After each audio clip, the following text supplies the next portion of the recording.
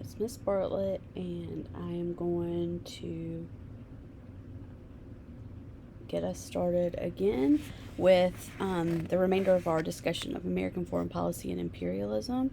And we left off talking about the open door policy, which hopefully you marked on your answer document that gave us an en route to stay involved in trade with China. So as we move forward, this should close out our discussion of foreign policy and imperialism, getting us ready to dig into World War One. So this is where we are.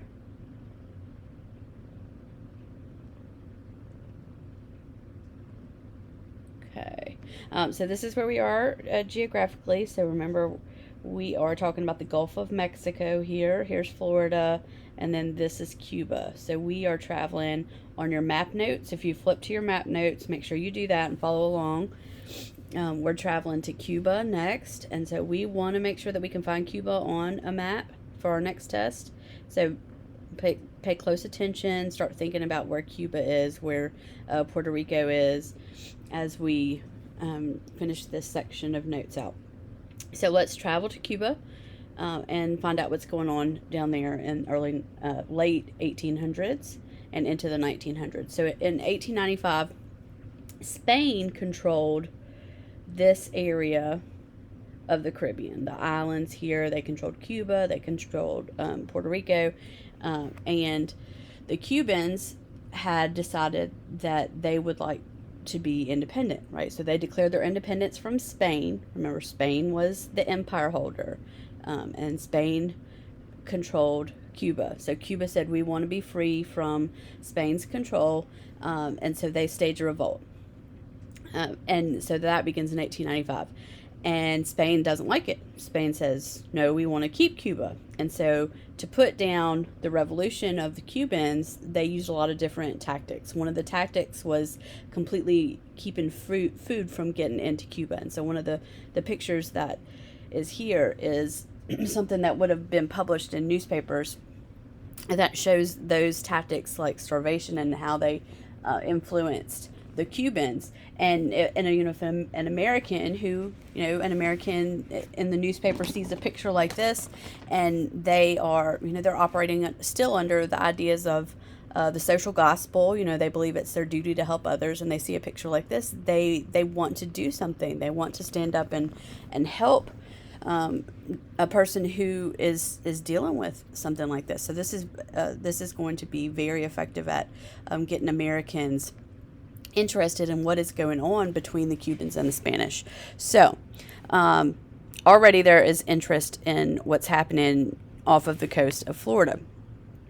So U.S. newspapers are going at this point to start publishing some of these pictures and some of these reportings of what's going on, and not just out of the kindness of their hearts and out of their journalistic integrity and duty, but because they want to sell the most newspapers. So for me, I kind of think of this is like our current day clickbait. Like, how can we get the most clicks? So then it was, what picture could you put on the front of the newspaper so people would buy your newspaper? And there were two especially big newspaper publishers that were competing back and forth. And so they were publishing these stories that would get folks to buy their papers. And that sensationalism is called yellow journalism. Yellow journalism. This shows up on state test often. It is... again, it's now like what you would include to get people to click on your tweet or to click your Instagram post or your TikTok, right? You want something sensational that somebody's going to click on.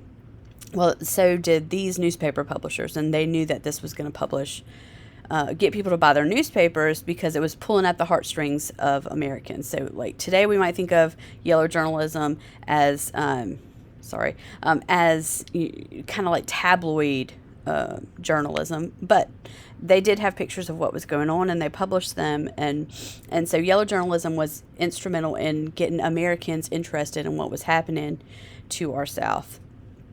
Okay, so moving forward, that's what's going on, and then so in 1898, Americans are paying attention to what's going on, and we have a battleship called the USS Maine, and we send it down to Cuba to patrol outside the Havana harbor, to make sure that no bad stuff's going on. And there's a lot of American business interests there, that we want to protect, right? They're important business interests. Americans have gone and established lucrative business there, and they have a lot of pull. And so we send our battleship down to Cuba, and it's patrolling.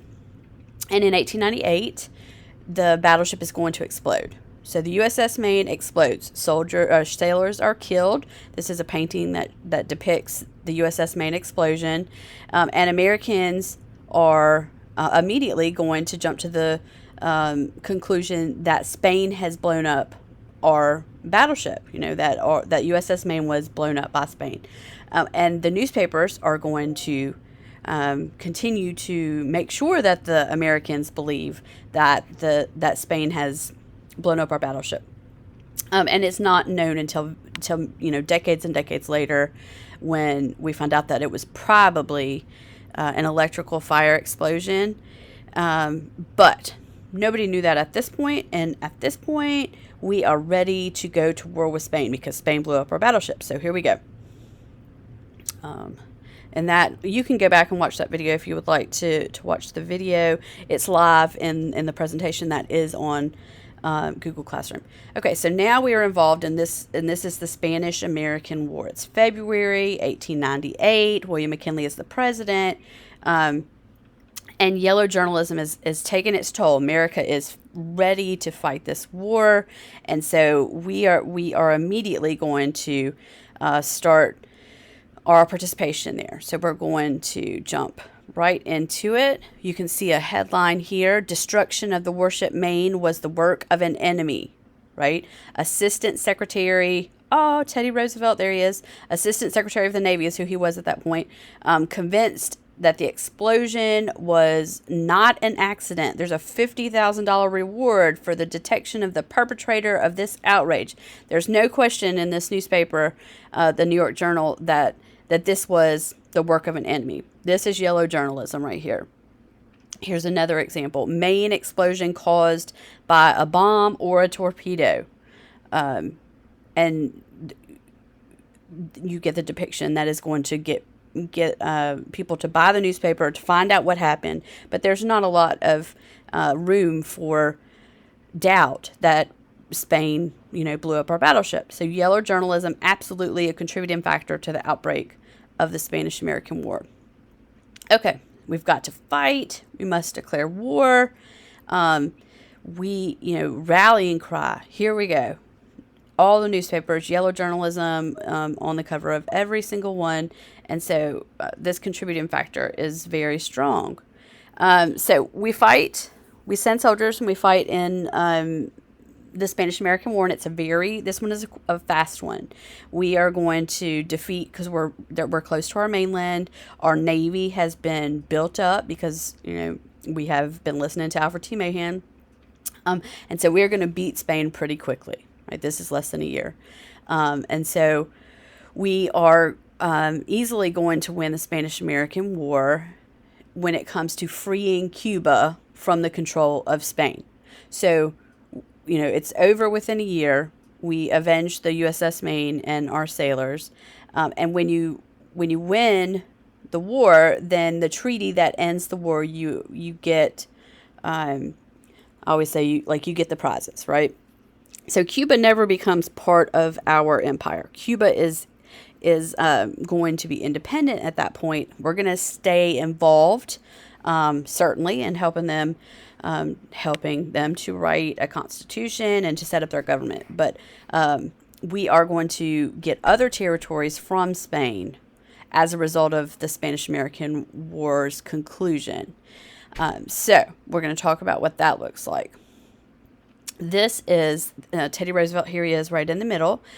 He decides, I'm going to war, right? In 1898, he was the Assistant Secretary of the Navy. He's like, I'm going to war.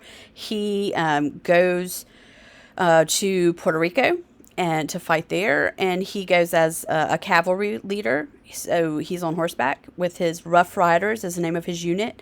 He brings his own photographer. He gets lots of good photographs of himself because when he gets home after this, he's a war hero and he wants to run for president, which we know that we're eventually going to see. But Spanish-American War is where Teddy is going to be involved as a soldier. Okay, so again, once the war is over, 1898 Spanish-American War is concluded. One of the territories that becomes part of the United States Empire is the Philippines. Okay, so we win the Philippines in the Spanish-American War. But when we are granted the Philippines in the Spanish-American War, the Filipinos do not agree immediately. So at that point, we start to fight to control the territory, and that is called the Philippine-American War. So the Philippine-American War actually lasts longer. The Philippine insurrection actually lasts longer than the Spanish-American War itself. So to get control of the Philippines, we fight. We actually lose more soldiers there because Americans decide, yes, it is important enough to fight to maintain control of the Philippines. And so the Philippine-American War lasts until 1902, and then it is part of our territory. So the Philippines, Guam, Puerto Rico, those territories are added as a result of the Spanish-American War to the American Empire. So be able to list those. The Philippines, Guam, Puerto Rico, right? Those are territories that are added to the United States as a result of the Spanish-American War. So here they are, Philippines. Cuba is liberated. We're going to annex, which we talked about annexation already, the Philippines, Guam, and Puerto Rico. Here's Puerto Rico. Here's Guam over here. Here's the Philippines over here. They're going to become a part of our territory as a result of the Spanish-American War. That's something you should be able to write out if I ask you a question.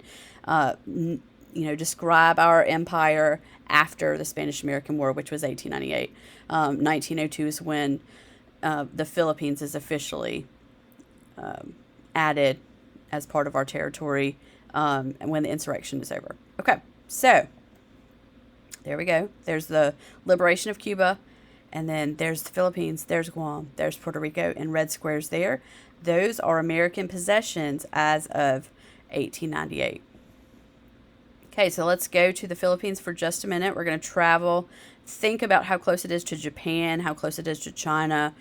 Think about how it's important geographically. So we annex them. Again, we did not choose to grant independence to the Philippines, and I kind of got ahead of myself. Excuse me. The Filipino-American War here begins in 1899.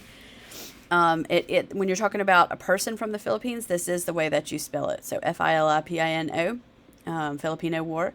We can see that this guy not so happy that Uncle Sam is planting the flag right in the Philippine Islands, and so it's not going to be a mutual decision. So the Filipino War begins. 3 years, how long it lasts. More lives are lost than we lost in the Spanish-American War, and it's fought for longer. 3 years as opposed to 1 year. At the end of 1902, the Philippine Islands are going to be a part of our empire. So, and we'll talk about what happens to them later when we get to World War II. Okay, so let's answer a question together. So everybody's looking up here at the green screen. Put your phones away. Let's talk about this one. So we look at the STEM first. What justification did expansionist, which another word for that would be, think in your head, everybody has it, imperialist, right? Imperialist or expansionist, same deal. What justification did they give to support foreign policy in the late 19th century, which is the what hundreds? That's the late 1800s. So we want to narrow our answers down. Was one justification that we must meet consumer demand for foreign goods? Like, were we jumping up and down going, please let me buy those, those Puerto Rican dolls? Was that and a justification. The United States must compete with other nations for new territory. Was that a justification that Americans gave for support and foreign policy, competing with other European